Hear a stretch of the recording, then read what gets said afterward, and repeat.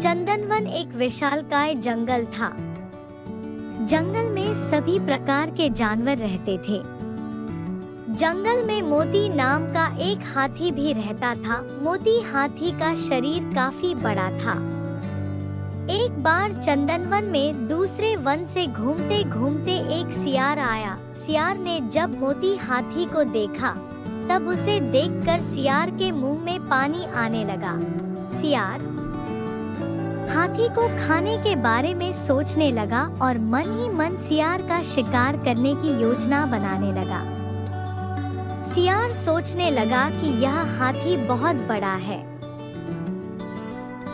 अगर मैं इसका शिकार कर लूं, तब मुझे कई दिनों तक भोजन की तलाश में भटकना नहीं पड़ेगा। ऐसा सोचकर सियार हाथी के पास गया और उससे बोला, हाथी दादा, हमारे जंगल में कोई राजा नहीं है। हमारे जंगल के सभी जानवर चाहते हैं कि कोई बड़ा और समझदार जानवर हमारे जंगल का राजा बने। आप बड़े और समझदार दोनों हैं। क्या आप हमारे जंगल का राजा बनना पसंद करोगे? सियार की बात सुनकर हाथी खुश हो गया। उसने राजा बनने के लिए हाँ बोल दिया। इस पर सियार ने हाथी को अपने साथ चलने के लिए बोला। हाथी राजा बनने की खुशी में झूमते हुए सियार के साथ जाने के लिए तैयार हो गया। सियार हाथी को ऐसे तालाब में ले गया जिस तालाब में दलदल था।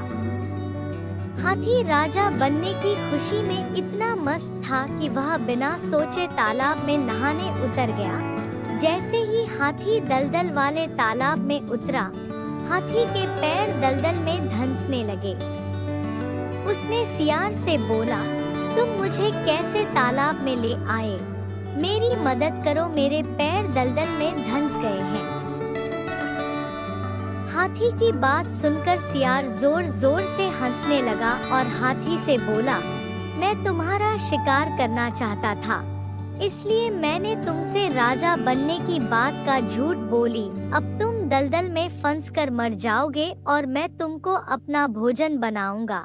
सियार की बात सुनकर हाथी की आंखों से आंसू आने लगे। उसने बाहर निकलने की बहुत कोशिश की। बहुत बार सियार से बाहर निकालने की विनती की, लेकिन सियार ने उसकी कोई मदद नहीं की और हाथी कुछ देर के प्रयत्न के बाद मर गया। हाथी के मरने के बाद सियार हाथी को खाने के लालच में उसकी पीठ पर चढ़ गया।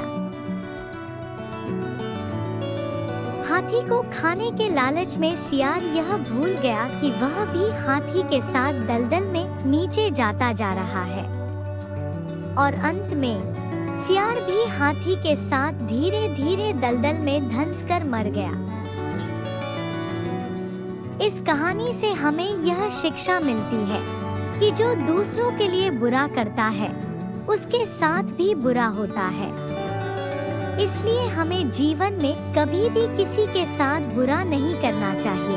अगर हम किसी के लिए बुरा करते हैं, तब हमें भी अपने साथ ऐसा होने के लिए तैयार रहना चाहिए, क्योंकि बुरे कर्म का फल हमेशा बुरा होता है। इसलिए किसी के साथ कभी बुरा ना करें। आपको हमारी ये कहानी कैसी लगी और आपने इससे क्या सीखा? हमें कमेंट करके जरूर बताएं।